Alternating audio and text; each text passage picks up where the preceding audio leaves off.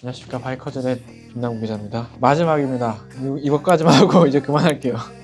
2025 어드벤처 탑10 2024년에 집계한 어드벤처 모터사이클의 판매량을 집계했습니다. 집계해서 정리를 했고 10위부터 1위까지 어드벤처 장르만 한정했고 배기량은 한정을 하지 않았습니다. 125cc급부터 리터급까지. 하지만 어드벤처는 125cc급이 없습니다. 그래서 커터급부터가 되겠고요.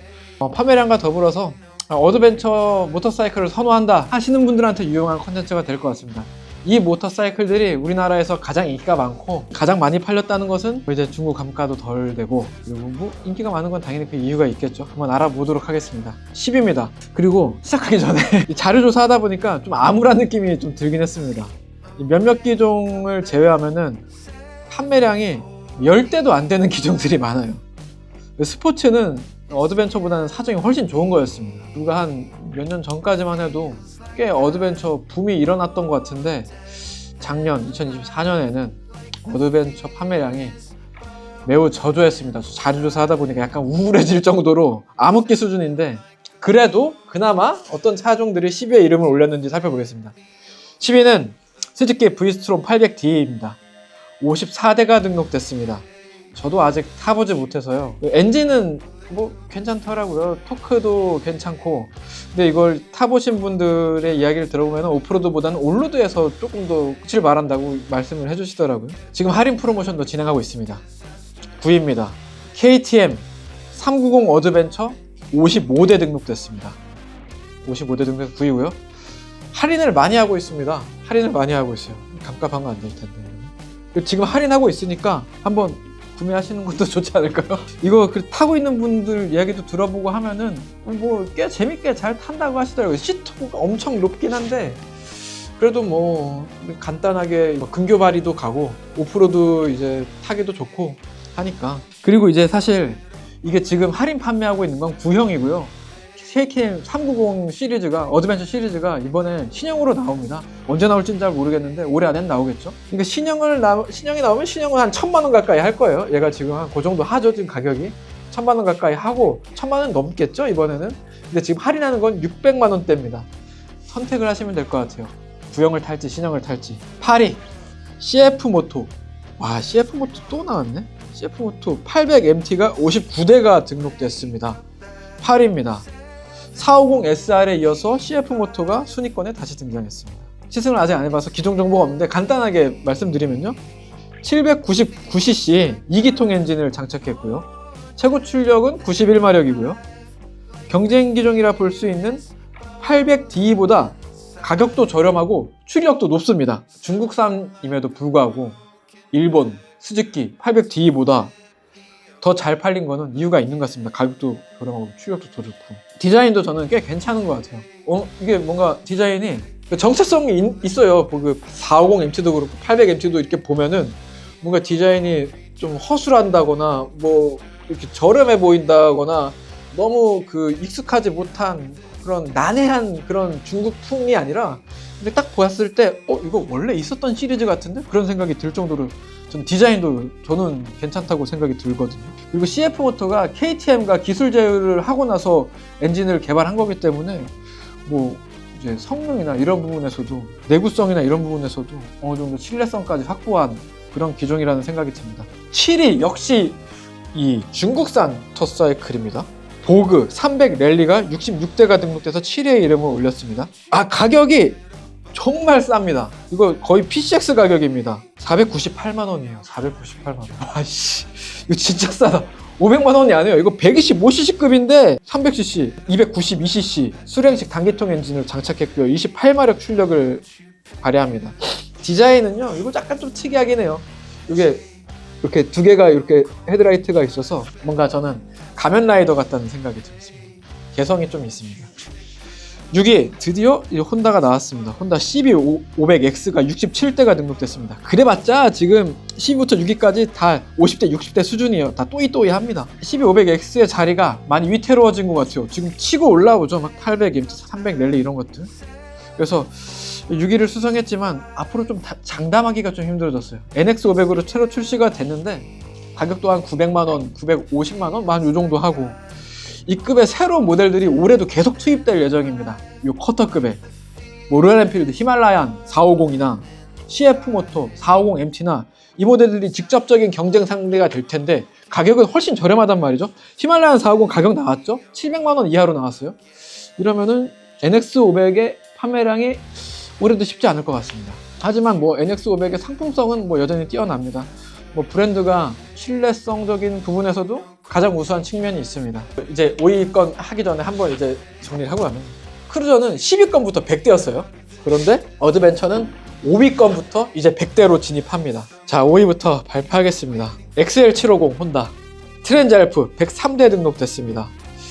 반응이 막 뜨겁다거나 그러지 않은데 이게 조용히 은근히 많이 팔렸습니다. 21인치 휠을 장착하고 임도도 어느 정도 달릴 수 있는 수준이고 포지션도 편안하고 이 엔진은 정말 좋습니다. 엔진이 정말 좋아요. 91마력짜리 이 엔진은 정말 혼다 엔진 같지 않고 카랑카랑하고 재밌습니다. 사실은 저도 되게 갖고 싶은 차량이었습니다. 정말 사고 싶었어요. 퀵시프트 정도는 필수적으로 장착하면 훨씬 더 좋을 것 같아요. 열선 그립이랑 퀵시프트 정도는.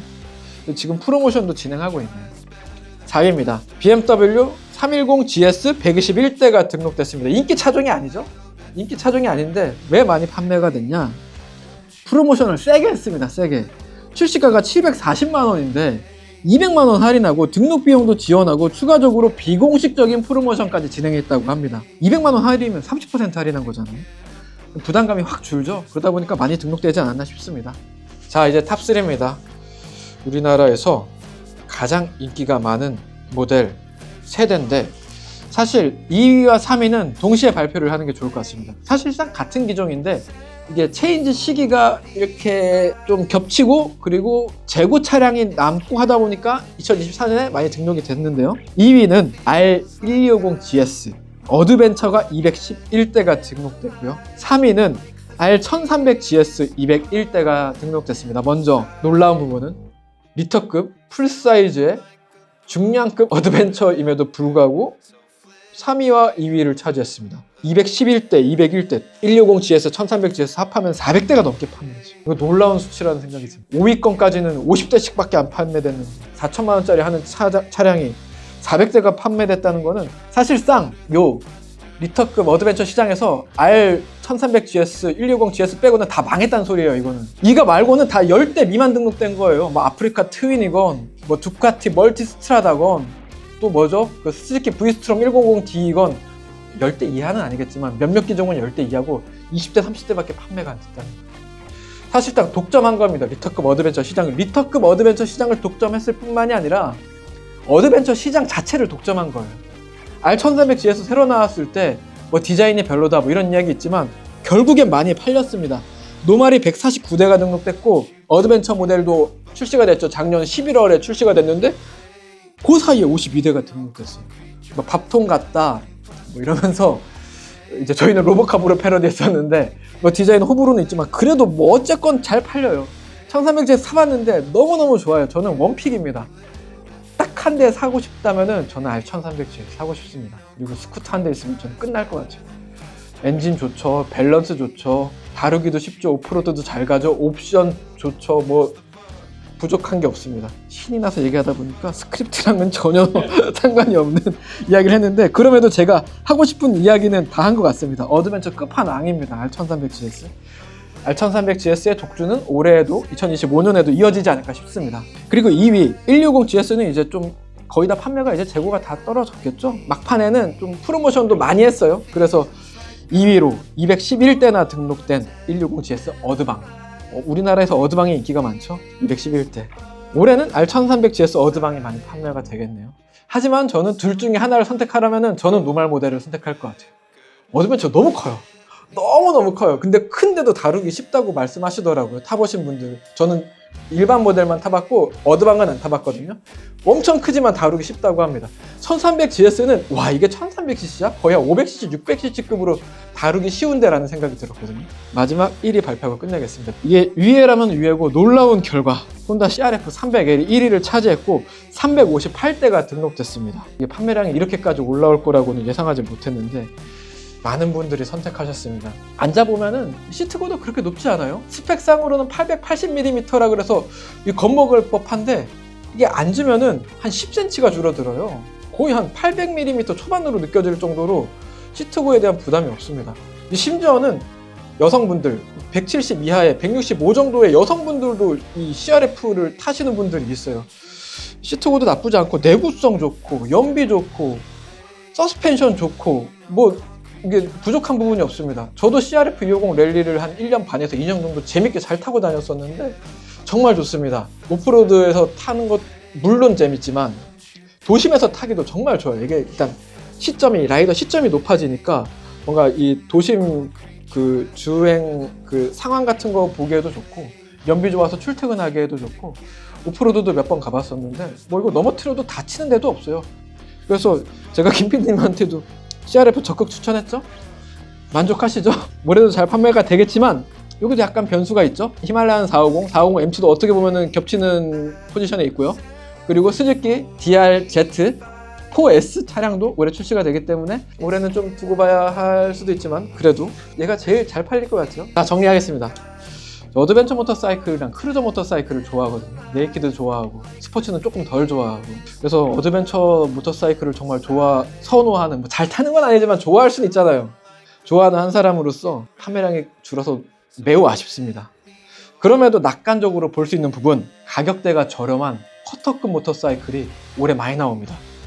이게 공급되면서 중국제, 인도제 요 모터사이클이 공급되면서 이게 판매량이 올해는 좀 나아지지 않을까. 그리고 리터급에서는 R1300GS가 꿋꿋이 버텨주고 있고 그리고 이게 장기적으로 봤을 때 말이죠. 이제 신규 유저들이 커터급으로 많이 가격대가 저렴한 커터급으로 많이 유입되다 보면은 뭐 2년, 3년, 4년 지나면은 그분들이 언젠가는 미들급, 리터급으로 올라갈 거 아니에요? 그런 부분에서는 좀 긍정적인 신호도 엿보이는 것 같습니다.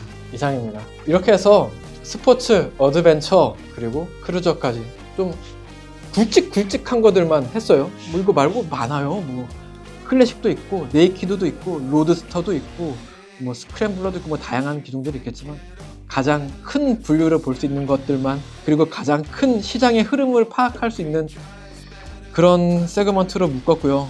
2024년 판매량 결산은 여기서 마무리하겠고 그리고 작년에는 2024년에는 상반기 결산됐는데 상반기에도 좀 유의미한 분석해볼 만한 거리가 있으면 상반기 결산도 간단하게 좀 정리를 해보도록 하겠습니다. 이상입니다. 시청해주셔서 감사합니다.